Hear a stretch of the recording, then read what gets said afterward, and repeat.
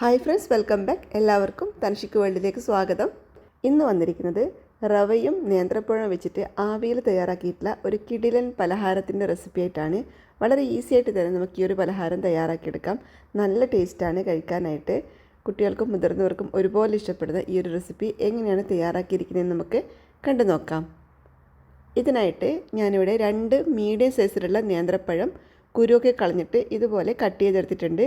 ഇനി ഇതൊന്ന് സ്റ്റീം ചെയ്തെടുക്കണം. ഒരു സ്റ്റീമറിലോ അല്ലെങ്കിൽ ഇഡ്ഡലി തട്ടിലോ വെച്ചിട്ട് നമുക്കിതൊന്ന് സ്റ്റീം ചെയ്തെടുക്കാം. അങ്ങനെ ഞാനിതിവിടെ സ്റ്റീം ചെയ്തെടുത്തിട്ടുണ്ട്. ഇനി ഇതൊരു മിക്സിയുടെ ജാറിലോട്ട് ഇട്ട് കൊടുക്കാം. കുരുവൊക്കെ കളഞ്ഞിട്ട് സ്റ്റീം ചെയ്തെടുത്തതുകൊണ്ട് തന്നെ നമുക്കിത് വളരെ ഈസി ആയിട്ട് അരച്ചെടുക്കാൻ പറ്റും. ഇല്ലെങ്കിൽ ചൂടോട് കൂടിയിട്ട് കുരുവൊക്കെ കളയുന്നത് കുറച്ച് ബുദ്ധിമുട്ടായിരിക്കും. അങ്ങനെ ഇതാ മിക്സിയുടെ ജാറിലോട്ട് ഇട്ട് കൊടുത്തിട്ടുണ്ട്. ഇനി ഇതിലേക്ക് ചേർത്ത് കൊടുക്കുന്നത് 1 കപ്പ് ശർക്കര പാനിയാണ്.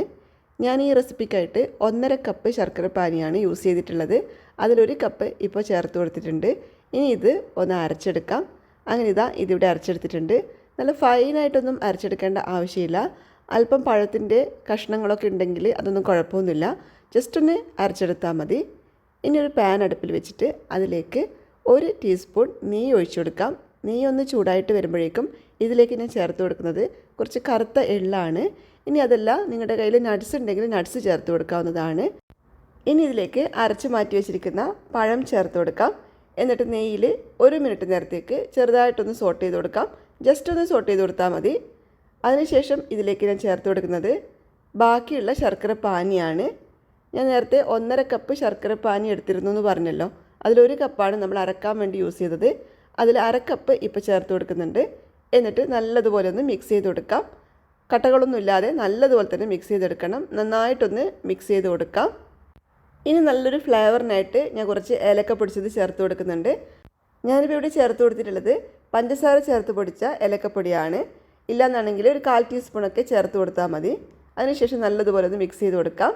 ഇനി ഇതിലേക്ക് 4 ടേബിൾ സ്പൂൺ റവയാണ് ഞാൻ ചേർത്ത് കൊടുക്കുന്നത്. വറുത്തതോ വറുക്കാത്തതോ ആയിട്ടുള്ള റവ നമുക്ക് യൂസ് ചെയ്യാവുന്നതാണ്. ഞാനിവിടെ വറുക്കാത്ത റവയാണ് ചേർത്ത് കൊടുത്തിട്ടുള്ളത്. 4 ടേബിൾ സ്പൂൺ റവ ചേർത്ത് കൊടുത്തിട്ടുണ്ട്. എന്നിട്ട് നല്ലതുപോലെ ഒന്ന് മിക്സ് ചെയ്ത് കൊടുക്കാം.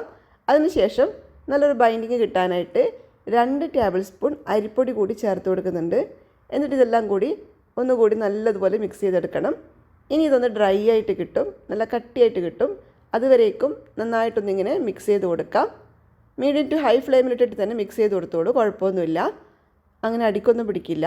അപ്പോൾ ഇതിപ്പോൾ ഇവിടെ ഡ്രൈ ആയി കിട്ടിയിട്ടുണ്ട്. ഇനി നമുക്ക് സ്റ്റൗ ഓഫ് ചെയ്ത് കൊടുക്കാം.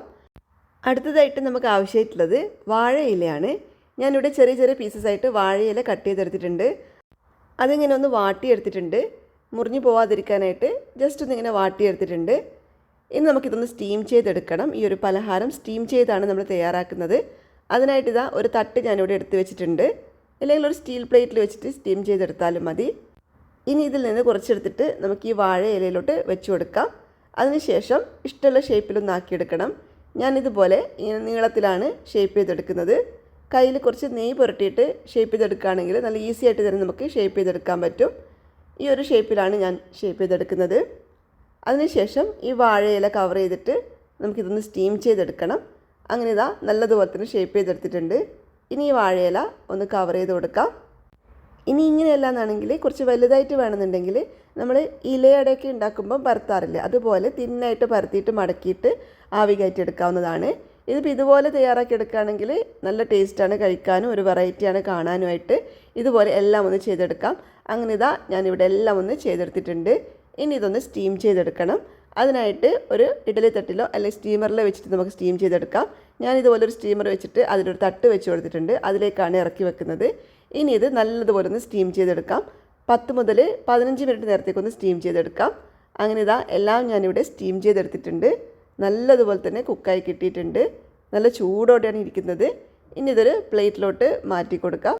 വൈകുന്നേരങ്ങളിൽ ചായയുടെ കൂടെയോ അല്ലെങ്കിൽ ബ്രേക്ക്ഫാസ്റ്റ് ആയിട്ടോ ഒക്കെ കഴിക്കാൻ പറ്റുന്ന അടിപൊളിയായിട്ടുള്ള ഒരു റെസിപ്പിയാണിത്. കംപ്ലീറ്റ്ലി ഹെൽത്തി ആയിട്ടുള്ള ഈ ഒരു റെസിപ്പി കുട്ടികൾക്ക് തീർച്ചയായിട്ടും ഇഷ്ടപ്പെടും. വളരെ ഈസി ആയിട്ട് നമുക്ക് തയ്യാറാക്കി എടുക്കാനും പറ്റും. കുട്ടികൾക്ക് ലഞ്ച് ബോക്സിൽ വെച്ച് കൊടുക്കാനും അല്ലെങ്കിൽ വൈകുന്നേരങ്ങളിൽ സ്കൂൾ വിട്ട് വരുന്ന കുട്ടികൾക്കൊക്കെ തയ്യാറാക്കി കൊടുക്കാൻ പറ്റുന്ന അടിപൊളിയായിട്ടുള്ള റെസിപ്പിയാണിത്. നല്ല ടേസ്റ്റാണിത് കഴിക്കാനായിട്ട്. ഇതിലിങ്ങനെ കറുത്ത എള്ള് ചേർത്തത് കൊണ്ട് തന്നെ അത് കഴിക്കുന്ന സമയത്ത് നല്ല ടേസ്റ്റാണ്.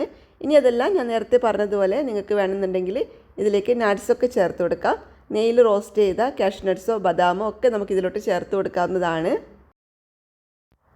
അപ്പോൾ ഈ ഒരു ഹെൽത്തി റെസിപ്പി എല്ലാവർക്കും ഇഷ്ടപ്പെട്ട് കാണുമെന്ന് വിശ്വസിക്കുന്നു. നമ്മൾ എണ്ണയിൽ ഫ്രൈ ചെയ്തെടുക്കുന്നതിനേക്കാളും ഒട്ടുമിക്ക പേർക്കും ഇഷ്ടപ്പെടുന്നത് ഇതുപോലെ ആവിയിൽ തയ്യാറാക്കിയിട്ടുള്ള പലഹാരമായിരിക്കും. അപ്പോൾ ഇഷ്ടപ്പെട്ടിട്ടുണ്ടെങ്കിൽ തീർച്ചയായിട്ടും നിങ്ങളുടെ ഫ്രണ്ട്സിനും ഫാമിലിക്കൊക്കെ ഒന്ന് ഷെയർ ചെയ്ത് കൊടുക്കണേ. അതുപോലെ ഈ ഒരു റെസിപ്പി തയ്യാറാക്കിയിട്ട് എങ്ങനെയുണ്ട് എന്നുള്ളത് നിങ്ങളുടെ ഫീഡ്ബാക്കായിട്ട് കമൻസിലൂടെ അറിയിക്കാനും മറക്കരുത്. അതുപോലെ വീഡിയോ ലൈക്ക് ചെയ്യാനും മറക്കല്ലേ. ചാനൽ സബ്സ്ക്രൈബ് ചെയ്യാതെയാണ് വാച്ച് ചെയ്യുന്നതെങ്കിൽ ചാനൽ സബ്സ്ക്രൈബ് ചെയ്തിട്ട് കൂടെ കാണുന്ന ബെല്ലൈക്കണിൽ ഓൾ എന്ന ഓപ്ഷൻ കൂടി ഒന്ന് എനാബിൾ ചെയ്തിടണേ. അപ്പോൾ നമുക്ക് വീണ്ടും പുതിയൊരു വീഡിയോ ആയിട്ട് കാണാം.